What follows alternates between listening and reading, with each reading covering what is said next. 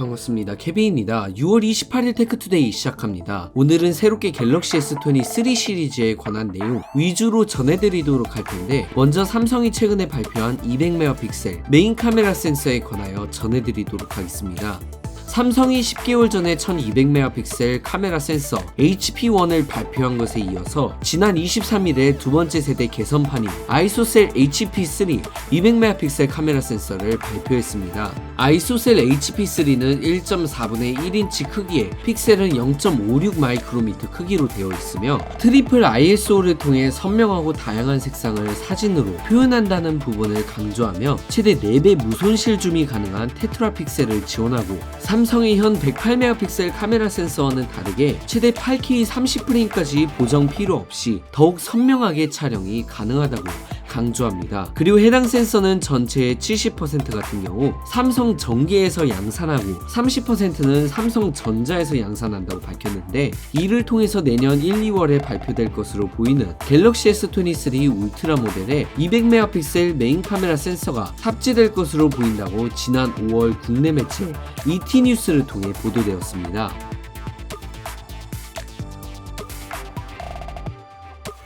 하지만 IT 매체 9to5 구글과 IT 울츠가 아이스유니버스에 따르면 삼성은 차기 갤럭시 S23 울트라에 HP3 200메가픽셀 카메라 센서가 탑재되지 않을 예정이며, 화소수는 늘리지 않고 기존 108메가픽셀 메인 카메라 센서를 개선하는 방안으로 추진할 것으로 보여진다고 보도되었습니다.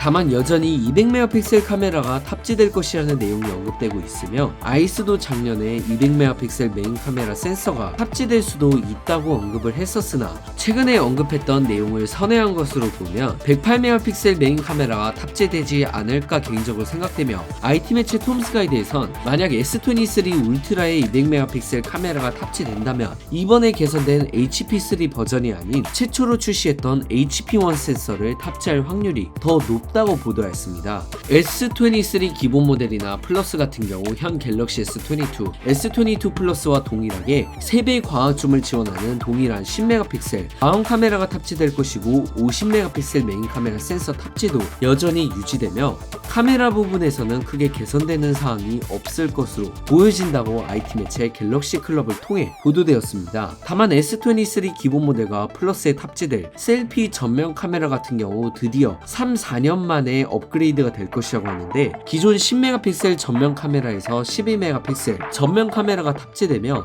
UDC 기술은 여전히 폴드 시리즈에만 단독으로 탑재될 것이고 펀치홀 탑재를 유지할 것이라고 합니다.